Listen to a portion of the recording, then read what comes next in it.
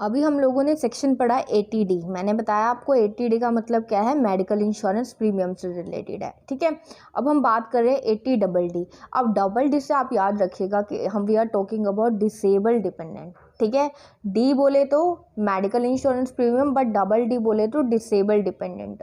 देखिए क्या बोल रहा है ये 80DD, कहता है कि आपको डिडक्शन मिलेगी in respect of maintenance including medical treatment. देखिए आपको किस किस चीज़ की डिडक्शन मिल रही है। पहली बात, अगर आप मेंटेनेंस कर रहे हो, ठीक है, जिसके अंदर मेडिकल ट्रीटमेंट भी इंक्लूड है। अब किसका कर रहे हो, of a dependent who is a person with disability. ऐसे पर्सन का कर रहे हो जो कि आपके ऊपर डिपेंडेंट है और वो क्या है, डिसेबल्ड पर्सन है। देखिए अगर आपके ऊपर कोई डिपेंडेंट पर्सन है, ठीक है, जो कि क्या है, डिसेबल है। अब डिसेबिलिटी जो हो सकती है वो दो तरीके की हो सकती है। एक होती है नॉर्मल डिसेबिलिटी और एक होती है सीवियर डिसेबिलिटी। देखिए जो नॉर्मल डिसेबिलिटी होती है ना, वो 40% से लेके 79% तक होती है, यानी इतना तक पर्सन क्या होता है, डिसेबल होता है।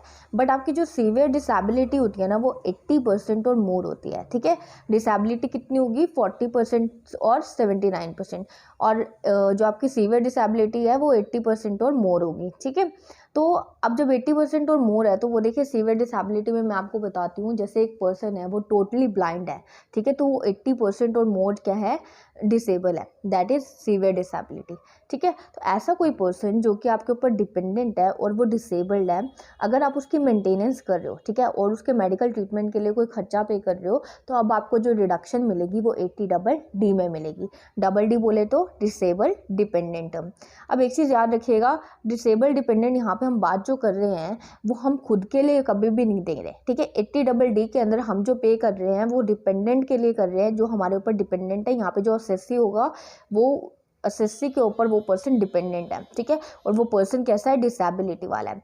अब अगर मैं बात करूँ ना, तो अगर आप खुद जो है वो असेसी जो है, अगर वो डिसेबल डिपेंडेंट हो तो भैया उसको डिडक्शन मिलती है 80U के अंदर, जिसको हम आगे पढ़ेंगे। बट अगर कोई पर्सन है जो कि उसके ऊपर डिपेंडेंट है और उसको जो अगर मिल रही है ना क्या नाम कहते हैं, डिडक्शन, उसके लिए जो डिडक्शन मिलेगी वो 80DD पे मिलेगी, जो हमें किसके लिए मिल रही है, डिपेंडेंट के लिए, जो हमारे ऊपर डिपेंड है। अब देखिए कौन कौन इंटाइटल होगा। पहली बात, रेजिडेंट इंडिविजुअल इंटाइटल है। ठीक है, दूसरी बात HUF इंटाइटल्ड है। अब यहाँ पे इंडिविजुअल के आगे हमने क्या वर्ड लगा दिया, रेजिडेंट। वो पर्सन कैसा होना चाहिए, रेजिडेंट होना चाहिए या फिर HUF होना चाहिए। अब आइटम एलिजिबल फॉर डिडक्शन देखिए क्या क्या होगी। अगर आप कोई एक्सपेंडिचर कर रहे हो मेडिकल ट्रीटमेंट के ऊपर, ठीक है, उसकी ट्रेनिंग के लिए, उसकी रिहेबिलिटेशन के लिए, ठीक है, कोई भी खर्चा कर रहे हो आप, उसका हॉस्पिटल के जितने भी खर्चे आते हैं, ठीक है, उसके लिए अगर आप खर्चा कर रहे हो जो कि डिसेबल डिपेंडेंट है आपके ऊपर, तो आपको उसकी क्या मिलेगी, डिडक्शन मिलेगी। और सेकंड पॉइंट क्या कहता है, अगर आपने पैसा डिपॉजिट कराया, ठीक है, LIC ऑफ इंडिया की कोई स्कीम है, ठीक है, या फिर किसी और इंश्योर की स्कीम जो कि अप्रूव्ड है CBDT के द्वारा, ठीक है, जहाँ पर भी आपके इनकम टैक्स के अंदर बोर्ड वर्ड यूज़ होगा तो आप ये मान के चलोगे वो CBDT की बात कर रहे हैं। ठीक है, तो अगर कोई स्कीम फ्रेम की गई है LIC ऑफ इंडिया के द्वारा या फिर किसी और स्पेसिफाइड कंपनी के द्वारा जो कि अप्रूव्ड है CBDT से, तो उसके अंदर अगर आप कोई पैसा डाल रहे हो तो उसकी भी आपको क्या मिलेगी, डिडक्शन मिलेगी, क्योंकि आप पैसा किसके लिए डाल रहे हो, डिसेबल डिपेंडेंट के लिए। ठीक है, या तो आपने मेडिकल ट्रीटमेंट के ऊपर खर्चा किया या फिर आपने उसके लिए क्या किया, किसी स्कीम में पैसा डाला जो कि फ्रेम्ड की गई है LIC ऑफ इंडिया या फिर अदर इंश्योरर से जो कि अप्रूव्ड है CBDT से। अब देखिए आपको डिडक्शन मिलेगी कितनी, क्वांटम ऑफ डिडक्शन यहाँ पे क्या होगा, तो देखिए डिसेबिलिटी के लिए है सीधा 75,000 रुपये। अब इनको जो हम यहाँ पे डिडक्शन मिल रही है ना, इसे हम फ्लैट डिडक्शन बोलते हैं भाई।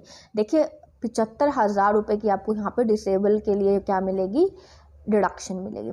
मान लीजिए अगर आपने खर्चा किया है 25,000 रुपये, तो भी आपको फ्लैट डिडक्शन कितने मिलेगी, 75,000 रुपीज़ की। ठीक है, तो इसके लिए हम इसको फ्लैट डिडक्शन बोलते हैं, क्योंकि आप खर्चा चाहे कितने का भी कर दो तो आपको डिडक्शन जो है वो 75,000 रुपीज़ की ही मिलेगी। याद रखना इस बात को। अगर आप 1 लाख रुपए का खर्चा करते हो ना, तो भी आपको 75,000 की ही डिडक्शन मिलेगी, और अगर आप 25,000 का खर्चा करते हो तो भी आपको 75,000 की डिडक्शन मिलेगी। It is a flat deduction, कोई भी चेंज नहीं होगा। बट अगर पर्सन जो है वो सेवियर डिसेबिलिटी है, जो कि 80% और मोर डिसेबल है, तो उसके केस में अब आपको जो डिडक्शन मिलेगी वो 1,25,000 रुपीज़ की है, यानी 1,25,000 रुपये। और ये भी क्या है, फ्लैट डिडक्शन है, इसके अंदर भी कोई चेंज नहीं होगा। अगर आपने 1.5 लाख रुपये का भी खर्चा किया है तो भी आपको 1,25,000 की ही मिलेगी।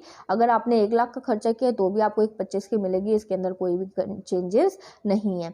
बट अगर आपको डिडक्शन लेनी है ना, तो आपको कुछ कंडीशन पूरी करनी पड़ेंगी।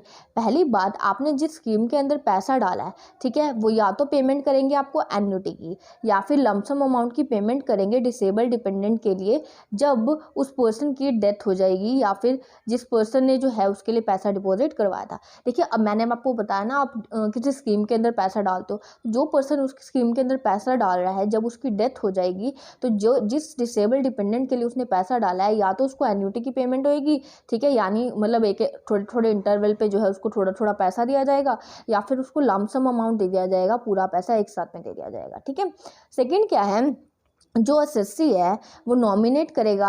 अब देखिए, अगर उस पर्सन की डेथ हो जाती है, जो असेसी है यानी जो उसके लिए पैसा पे कर रहा है, तो वो किसी ना किसी को नॉमिनेट तो करके जाएगा कि उसके बाद में उसको पैसा मिले। तो वो नॉमिनेट किस किस को करेगा, या तो डिसेबल डिपेंडेंट को ही करेगा जिसके लिए वो पैसा दे रहा है, ठीक है, या फिर किसी और पर्सन को करेगा, या फिर किसी ट्रस्ट को करेगा जो कि उसके बिहाफ पे पेमेंट लेके किसकी हेल्प करेगा, डिसेबल डिपेंडेंट की करेगा। ठीक है, या तो वो उसी पर्सन को कर जाए जो कि डिसेबल डिपेंडेंट है, या फिर वो किसी ऐसे पर्सन या ट्रस्ट को वो बना के जाएगा अपना नॉमिनी, सो दैट वो जो है बाद में उसके जो डिसेबल डिपेंडेंट है वो उसकी हेल्प कर सके उस पैसे के थ्रू। ठीक है, अब देखिए, जो असेसी है जिसको डिडक्शन क्लेम करनी है, ठीक है, जो क्या कर रहा है, खर्चा उठा रहा है किसी डिसेबल डिपेंडेंट का, उसको एक कॉपी देनी पड़ती है सर्टिफिकेट की, जो कि उसको इशू करके देगा मेडिकल अथॉरिटी, ठीक है, इन द प्रिस्क्राइब फॉर्म। एक बात देखिए, आप जाके बोल दोगे कि मैं इस पर्सन का खर्चा उठा रहा हूँ, तो क्या आपको डिडक्शन मिल जाएगी? नहीं, गवर्नमेंट कहती है आप पर क्या नाम कहते हैं, प्रूफ लेके आइए पूरा कि भैया आप जो है उसका खर्चा उठा रहे हो। तो आपको जो है एक सर्टिफिकेट की कॉपी देनी पड़ेगी, जो कि आपको इशू की गई होगी मेडिकल अथॉरिटी के द्वारा। ठीक है, उसको आप जब आप रिटर्न भरते हो ना, उसको अपने उसकी रिटर्न के साथ लगाओगे, सो डैट आपको जो है डिडक्शन मिल सके, और वो एज अ प्रूफ होगी आपके। ठीक है, अब देखिए क्या होता है, कई बार जो आपकी क्या होती है, रिपोर्ट जो होती है मेडिकल अथॉरिटी से जो आपको सर्टिफिकेट मिलता है, कई बार वो एक्सपायर हो जाता है। मान लीजिए 5 ईयर्स तक का था, ठीक है, तो उसके बाद हो सकता है ना कि उसकी जो आपका डिसेबल्ड पर्सन है उसके जो डिसेबिलिटी है उसके अंदर कुछ चेंज आ गया, तो हमें क्या करानी पड़ती है, रीअसेसमेंट करानी पड़ती है। तो अगर वो 5 ईयर्स तक का सर्टिफिकेट है, तो उसके बाद आपको जाके क्या कराना पड़ेगा, उसको रीअसेसमेंट करवानी पड़ेगी, और दोबारा से आपको जो है एक नया सर्टिफिकेट बना के दिया जाएगा। तो अगर वो एक्सपायर हो जाता है तो आप जाके नया सर्टिफिकेट बनाओगे, और उसके बाद आप उसको जो है वो लगाओगे कि भैया ये पर्सन जो है इसको इतनी डिसेबिलिटी है, तो आपको जो है वो डिडक्शन मिल जाएगी। अब देखिए, अगर जो डिसेबल डिपेंडेंट है, ठीक है, वो मर जाता है before the death of the assessee, अब जो पर्सन उसके लिए पैसा लगा रहा था, जिस डिसेबल डिपेंडेंट के लिए लगा रहा था, अगर उसकी डेथ हो जाती है असेसी से पहले, ठीक है, तो उस केस के अंदर जितना पैसा असेसी ने डिपॉजिट करवाया होगा, तो जिस साल में, जिस प्रीवियस ईयर में उसको वो पैसा रिसीव होगा, अब वो उसकी इनकम मानी जाएगी। अब उसके ऊपर क्या लगेगा, टैक्स लगेगा। अब उसको कोई भी डिडक्शन नहीं मिलेगी। अब देखिए, डिपेंडेंट के अंदर कौन कौन आएगा। अगर मैं बात करूँ इंडिविजुअल की, तो उसके स्पाउस हो सकती है, चिल्ड्रन हो सकते हैं, पेरेंट्स हो सकते हैं, ब्रदर एंड सिस्टर हो सकते हैं, ठीक है, इनमें से कोई भी हो सकता है। ठीक है, बट अगर मैं HUF की बात करूँ तो HUF के जितने भी मेंबर्स हैं वो सभी आ जाएंगे। ठीक है, तो यहाँ पे हमने 80DD किया। 80DD बोले तो डिसेबल डिपेंडेंट, और 80D बोले तो medical insurance premium. Total 80DD के अंदर मैंने आपको क्या बताया कि आपको जो है फ्लैट डिडक्शन मिलती है। अगर डिसेबल है तो 75,000 रुपीज़, और सीवियर डिसेबल है तो 1,25,000 रुपीज़। चाहे आप पैसा कम पे करो, चाहे आप पैसा ज़्यादा पे करो, आपको डिडक्शन जो है वो फ्लैट ही मिलेगी। दूसरी बात, आप जो है यहाँ पर अपने लिए नहीं करवा रहे हो, ठीक है, अपने लिए खर्चा नहीं कर रहे हो, आप खर्चा कर रहे हो ऐसे पर्सन के लिए जो कि आपके ऊपर डिपेंडेंट है, और वो कैसा है, डिसेबल्ड है। अगर आप खुद डिसेबल्ड हो तो भैया मैंने आपको भी बताया कि आपको जो डिडक्शन है वो सेक्शन 80U के अंदर मिलेगी, बट वो मैंने अभी आपको नहीं कराया, वो हम बाद में करेंगे। अभी हमने ये देखा कि डिसेबल डिपेंडेंट जो है उसके लिए हमें जो डिडक्शन मिलती है वो 80DD के अंदर मिलती है।